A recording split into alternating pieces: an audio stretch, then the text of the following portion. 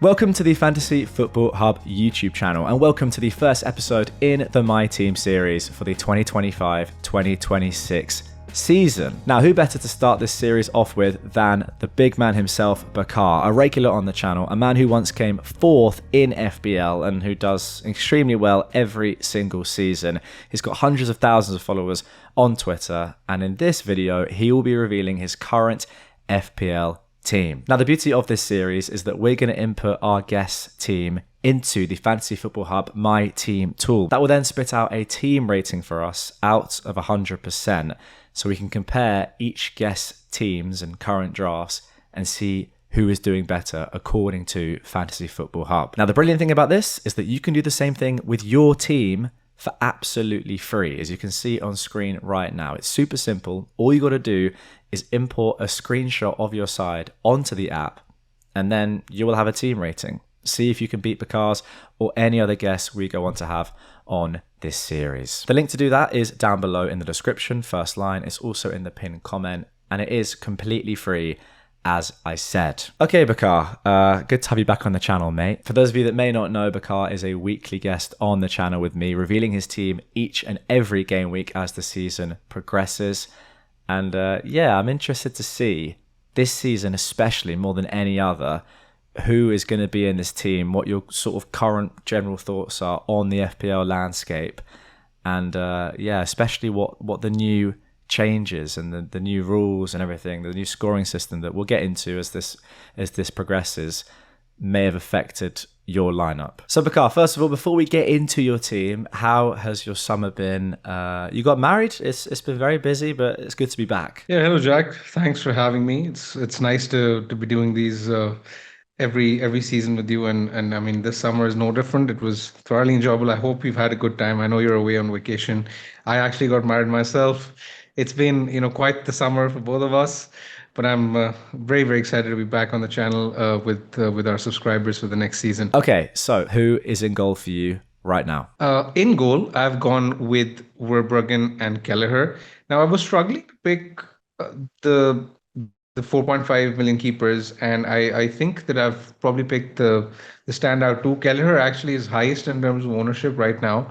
His ownership is close to 30%, and both these keepers, Kelleher and Verbruggen, are playing for like two decent teams with decent defensive setups and should benefit from save points as well.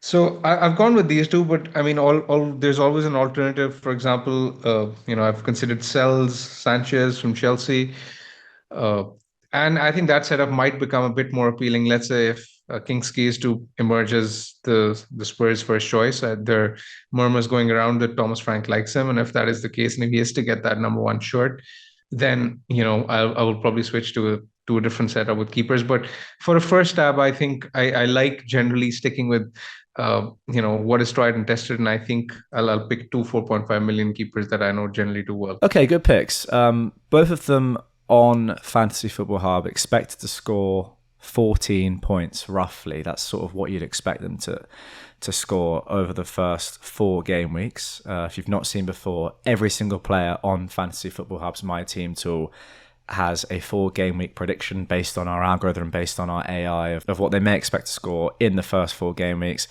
Alisson the top there of all the goalkeepers, Raya second, Pickford doing pretty well, although he is now at an insanely high price of 5.5 million, but that's probably deserved. But yeah, as you move down to the 4.5 keepers, there's no one really better than Kelleher or Verbruggen, according to Fantasy Football Hub. So they look like 2 solid picks. Okay, now let's get into the defenders. And first of all, tell me the defenders you've gone with.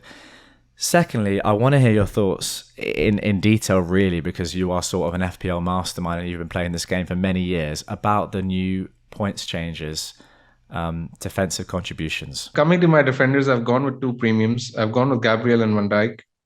2 of the safest picks in the game, playing for the 2 best defenses in the league. I mean, Gabriel in particular was one I was extremely surprised to see come in at 6 million. I would have expected, with Trent gone, Gabriel to be the highest priced defender at 6.5 million, maybe along with Saliba, but I was definitely expecting Gabriel to be 6.5 million. So I think he's a tad too low when it comes to what he can offer in terms of clean sheet and goal threat. And apart from that, I mean, I would love to have let's say, Frimpong or Kirkez. I think Frimpong is actually very, very high owned at the moment. He's close to 30% ownership. But I've gone with Virgil. I just think he feels a bit more safer in terms of starts. Uh, Maybe if we see, some form from Frimpong in preseason or Kirkez, then that might change. But even though I do expect the fullbacks to be first choice, they don't exactly present me with the same sort of security of starts that Van Dijk does. And then I've gone with, a plethora of 4.5 million defenders. I think there's a lot of value in that price bracket. I think, the likes of Konza, again, Konza, I think is 0.5 million underpriced. Like Villa, I'm not sure whether you recall, Jack, but last season, I had a very strong end to last season. And one of the main reasons was the Villa double up that I had, the defensive double up. I had Martinez and Konza, and they were just printing points at the end of the season. Like every other week, Villa was getting a clean sheet. And for a Villa defender to come in at 4.5 million is quite the surprise, especially someone who is as secure as Konza. And the other two, I've gone with Van der Ven, I've gone with Gehi. Gehi could move to Liverpool even if he stays at Palace. I think 4.5 million is a reasonable price to pay for a decent defense. And similarly, I'm expecting Spurs to be better defensively. I mean, I'm sure they can't be that bad as they were last season, and any sort of improvement is gonna be probably be enough for their defensive assets to justify their value. And Spurs actually have an encouraging start of the season as well. So Van der Ven could play, a good part as long as he's fit. Okay, very interesting 5 picks there. I want to hear your thoughts on the defensive contributions change, because looking at those picks in particular, there aren't that many of them that are high on defensive contributions historically. I'll let you just briefly explain for people that may not know, but I assume the majority of you guys know by now the change in terms of CBIT and the +2 potential points for defenders and midfielders. All players, but especially defenders need to get to 10 CBIT cross clearances, blocks, interceptions, and tackles to get +2 points this season. Just noting on with your team, Gabriel not good for CBIT. Van Dijk better, but still not amazing. Konza actually quite poor for CBIT last year, especially. Gehi as well. There are better Palace centre backs for CBIT. Lacroix and Richards, and then Van der Ven. Who knows what's going to happen with that new setup? I'm not sure how much we can really take Postecoglou's defensive data into consideration this year. The main point being, and my question to you is, how much are you valuing this new additional way of scoring points compared to last year when we had these great defenders like Konza, who was so good? But I'm seeing people saying, well, he's not good for CBIT, therefore he's bad. Is that what you're thinking? It's an interesting debate. I mean, I'm sure they do hold, some sort of value in our thinking. But at the end of the day, you're still essentially looking to pick players who are likely to benefit from clean sheets. Clean sheets will always be the bread and butter for defenders, right? So yeah. When I'm picking let's say, an Arsenal defender or a Liverpool defender, I'm essentially looking at clean sheets. Sure, the choice of defender may sort of change depending on preference for CBIT, like you mentioned, but security of starts is paramount as well. And I think that pretty much everyone that I've picked is secure for starts. And I also want to sort of factor in that we actually have enough data on CBIT to conclude that all those players who did perform well last season will also do well on that metric next season. I'm not so sure. I mean, if someone was performing regularly well for CBIT for, let's say, 2 or 3 seasons combined, then that would be more of an indicator. I think one season can be, a bit of a one-off. So I am trying to keep it simple, at least given the fact that it's my first job. I think I have the liberty to, just play it with a relatively simpler state of mind without getting into the nitty-gritties too much. But yes, these are final details which might need to get refined the closer we come to, let's say, August 15th, which is essentially the Gameweek 1 deadline. So I think these things will change, but I think for a first round, it's not played a very big part in my thinking. What I think it might change going forward in my thinking is that, for example, the 5th mid can be someone like Caicedo or someone like Rodri, instead of having someone like like Mavdidi, for example, from Leicester last year, Yeah. like that 5.5 million made from an average or a below average team. I think I would rather stick with the security of the CBIT and the recoveries in that department. So that's what I'm thinking initially to begin with. Yeah, it's really interesting. I kind of love it because it was a bit of a shock when we got that news, but it's such a new thing for everyone, and you can see like the whole community trying to work out the importance of these new points and like value sort of where they should sit. But I think you're right. Like the important things to remember is still clean sheets from good defensive teams are the most important and most consistent way of scoring points for defenders. You have to play, all these defenders in like favorable fixtures. So in games where in games which are tough games, for example, when Tarkowski's price came out, it was 5 million. I mean, official FPL tweeted a video of him, getting all these interceptions and recoveries at the Etihad. I mean, I think City won that game 3 or 4 nil. So even if he's getting those clearances, blocks, and interceptions, like what value is he adding, right? So it's actually a very fine counter argument to have that, form, fixtures, and clean sheet potential will still always be key, I think. Yeah, I agree with that. I think one thing that I've been trying to weigh up is whether it's worth having like a rotating pool of those 4.5s. You've picked three good ones there, or just sticking with the premium players and thinking, okay, in certain games that are harder on paper, say if Gabriel goes away to City, normally you want to rotate him. However, is there a chance that if they do keep a clean sheet and he's got a decent chance of getting to that 10 CBIT, then he has like a sort of monster haul. So is his ceiling sort of higher?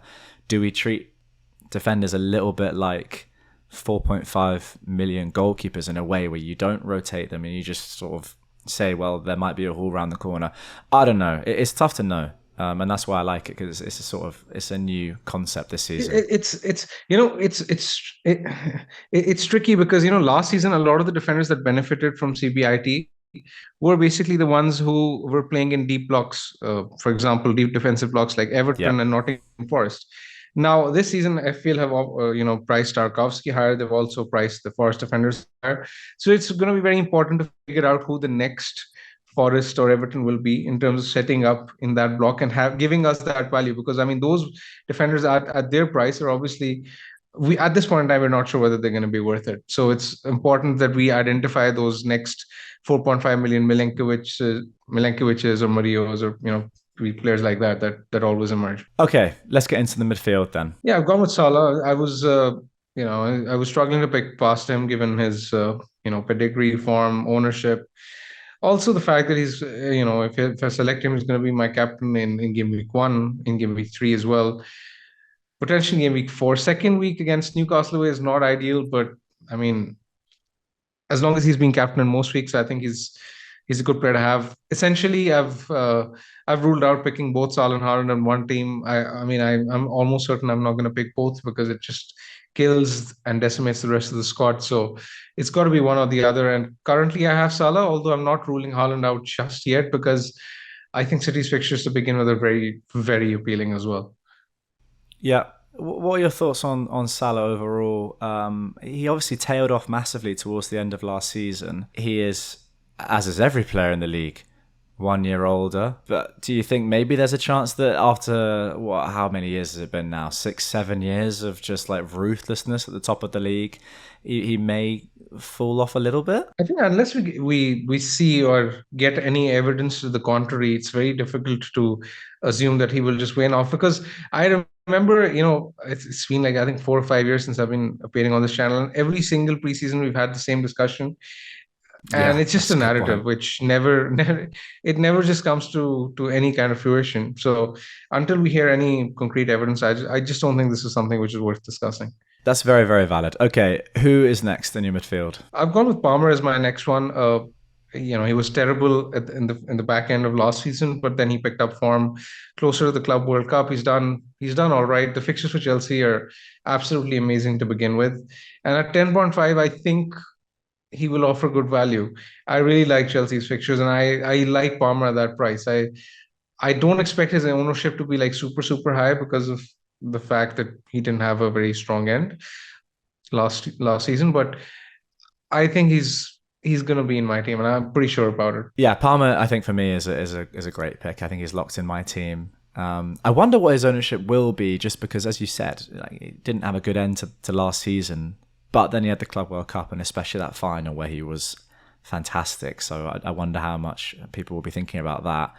Yeah, as you mentioned, Chelsea, very good opening few fixtures. Just looking on Fantasy Football Hub's fixture ticker, completely free to use that as well. It's very nicely set out. You can change the game week range as well to see how the fixtures look. For example, over the first 15 game weeks, if you want to, if you're that much of a planner, and if you choose that, it will rank every single team based on how good the first 15 fixtures are. Chelsea fall down a little bit there, but yeah, those first three, Palace at home, West Ham away, Fulham at home. It's tough not to go with Palmer. He's in my team for sure. And I'll be very interested to see if you've got any more Chelsea players further in your team. Let's move on to the next midfielder. Yeah, so I've gone with a variety and plethora of 6.5 million midfielders because I think there's a lot of value in that price bracket. I've gone with India, I've gone with Sar, and I've gone with Kudus. I think there are question marks over all three of them.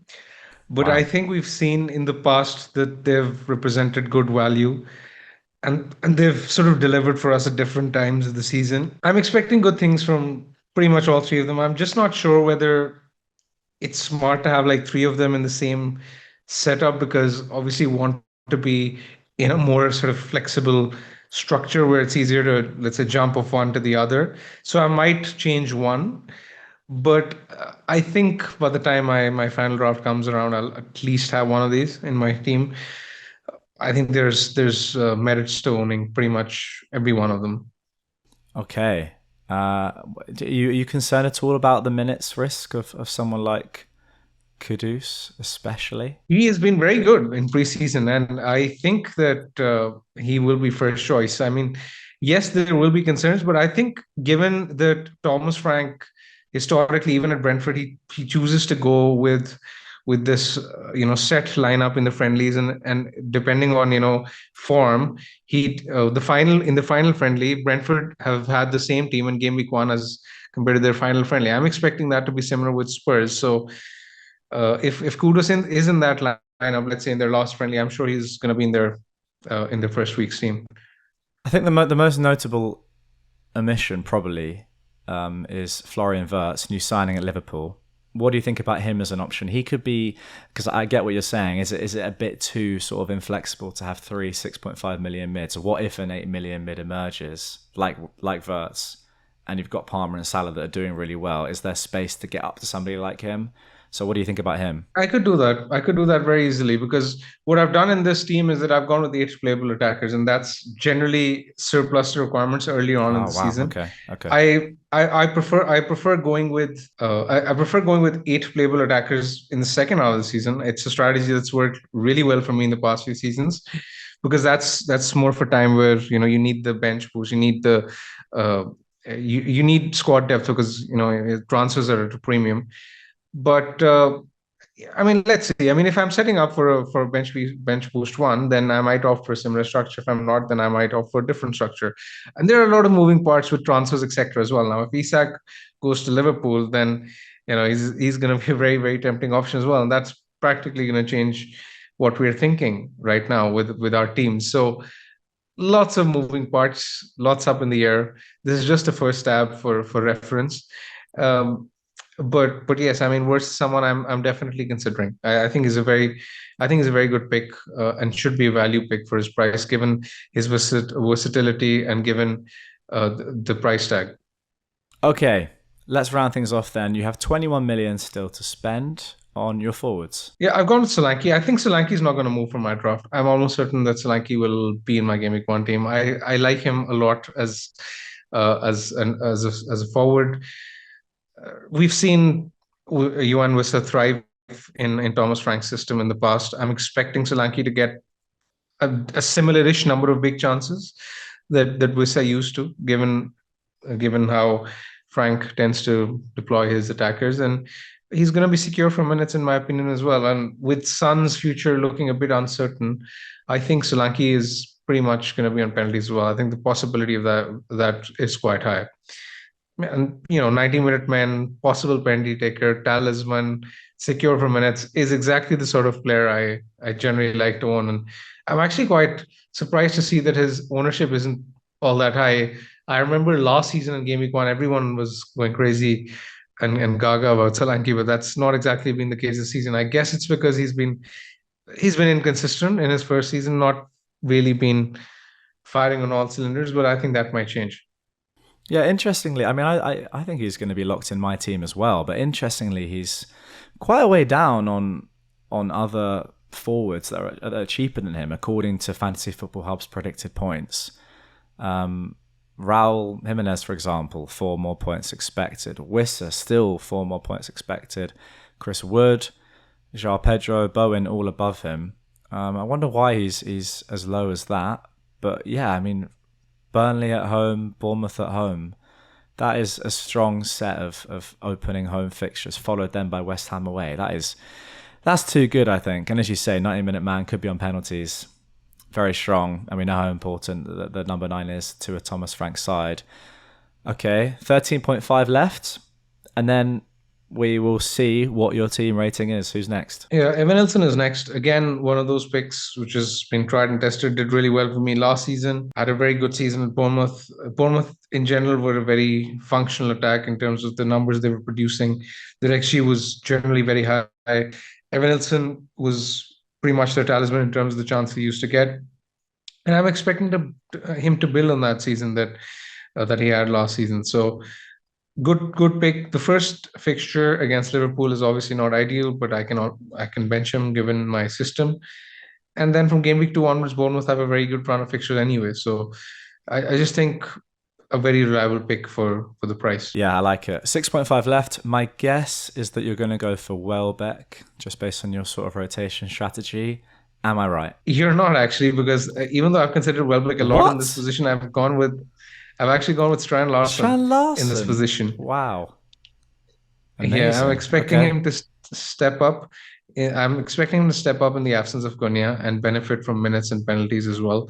So that's one of my main reasons of picking him. But I mean, if I was a bit more, let's say, sure about Welbeck's minutes, I think Welbeck should benefit from João Pedro leaving as well. And he's been performing well in preseason. But at the end of the day, he's Welbeck. He's also old. I'm not sure how many minutes he'll get. Even if he's starting, will he play like 90? I have my doubts in that. So, I mean, these are the kind of question marks I have. And by the time we get information from preseason, I'm sure I'll be close to making a decision. But then again, I like the fact that I have the flexibility to jump to Welbeck if I need to in this structure. Okay, so there's the team. And the team rating percentage, assuming you're captaining Salah game week 1, right? You mentioned that earlier, is 93%, which is pretty good. It's pretty good. A rating in the 90s already is pretty strong. I think 93 is fine for a first round, given that I've put uh, limited thought into it as opposed to the information available, and as opposed to the time that we have had since the game launch. So I think I'm happy with that. Closer to, let's say, Game Week 1, I would expect this to hit close to 96, 97, and if it is in that range, I'll be very happy. It's worth mentioning that we are 3 weeks out. Like, it's still quite a lot of time. I know the game released a little bit later this year than people are expecting, but it is still July. And yeah, we've got a lot of information still to gather. But 93%, you are the first guest on the series. So, of course, you go in to the number 1 spot so far. So, well done. You'll be back on at some point later, of course, to get a more sort of finalised draft, and we'll see how that one compares to this current one, and then see how you're doing overall compared to all our other guests. As I said in the intro, guys, if you want to have a go with your own team of beating Bakar's team rating, you can do so for free. Click the link in the description. It's the best way to sort of judge your team based on data and our algorithm and see, yeah, okay, these picks might seem good in my head, but are they actually? So if you want to test that, link down below. Again, completely free, and it's 100% worth doing. It takes 2 seconds, so why wouldn't you? Bakar, before we go, we've got this thing called AI recommended transfers that I'm sure you know from many seasons gone by. And the beauty of this is that using AI, you'll be recommended some changes to your team that will potentially improve it, or will indeed, according to the the team rating and predicted points get you a higher team rating and higher predicted points. So this season, the AI transfers are slightly different, and we've redesigned the whole sort of page to make the user experience even better. Let's have a look at what the AI is recommending for you. Okay, so here we go on screen. The recommendation is to sell a very popular player, Iliman and Jai, I always pronounce his name incorrectly, sorry, all, for Yakuba Minter of Brighton. Now, that is not a player that people are really talking about at all, and Dye obviously is. What are your thoughts on that? You'd save 0.5 million, but seems interesting. Yeah, I mean, it's something I would consider for funds. And the good thing about India is that even though he's playing for a relatively poor attack, he's at least going to be near for 90 minutes. And he benefits a lot from clean sheet points as well. So just because of his reclassification, he would have, in his score from last season, he would have gained 12 points. So I like India as a pick. I think he will keep ticking along. Penalties as well is always a big selling point when it comes to my selections. So I think I would prefer having NDI, but if funds were an issue, it's something I might consider for one of my 6.5 million mids at least. I mean, just looking at the predicted points, Minter is predicted to score quite consistently more than NDI. I wonder why that is. But yeah, this is the thing with this tool. You don't have to necessarily do what it says, but it gives you food for thought, and makes you think about players you may not have otherwise have thought about. And if you have watched this far into the video, then you should know that right now is the best time to sign up fully to Fantasy Football Hub. It's currently 50% off in pre-season, and you get access to tools like the AI recommended transfers, along with loads of other things. Also, once again this year, we are running our deal. If you do not win your mini league, you get all your money refunded. There are terms and conditions there, but they're very, very simple. For example, you have to look at your team on the website each game week, stuff like that. Super simple. We refunded hundreds of you guys last year who didn't win your mini leagues. Seriously, your full money was refunded to you. That's how much we sort of back ourselves and the website and the tools. If you want to win at FPL, sign up. Trust me, it's as simple as that. If you've got that mini league that you just want to either win for the first time or want to keep defending, sign up right now. Link down below. You won't regret it. Currently 50% off. Bakar, thank you very much. You are the first guest, and so far the best guest on the series. Pleasure to chat to you once again. I'll ask you one quick question before we leave. What are your thoughts on a Gameweek 1 Bench Boost? You haven't mentioned it yet, but what do you reckon? 2 times chips this year. I think, I mean, I'm not a huge fan of having to double the chips personally. I mean, I'm glad they got rid of the assistant manager chip. I think it was far too swingy, but I don't like the double chips. I think they've done it for engagement, which is fine, but it just feels a bit unnecessary in my opinion. Coming to the Gameweek 1 Bench Boost, it's a strategy I think a lot of people will strongly consider, including myself. It depends on the funds that I will need in my 11. For example, if Isak was to move to Liverpool, it would be hard to bench boost with the team with, let's say, Salah, Palmer, Isak. So all these things will affect my decision. While the idea of bench boosting in Gameweek 1 is appealing in theory, that we can pick a hand-picked squad of 15, I'm also a bit wary that while we do have this sort of idea that we'll have the maximum amount of information before the game week begins, do we really have that much information? Because at this time last season, we picked Nkunku and Konza in our teams. Imagine if we bench boosted with them in our Gameweek 1 squad. So these are the things which I need to weigh up, the opportunity cost of doing it and not doing it, and whether there would be a better time to do it at some point later in the season before Gameweek 19. And once I have a rough idea of where things stand, I can take a final call. Okay, I will ask you about that when you're back on nearer to the Gameweek 1 deadline. But yeah, interesting stuff. Good to chat to you as always, and I like the look of your team, even if it may change come Gameweek 1. Thank you guys for watching. Subscribe to the channel if you're new. Once again, get your team rated for free. Link down below. Sign up to the site right now for the best possible deal if you go on to enjoy everything else on there. We will catch you on the next one.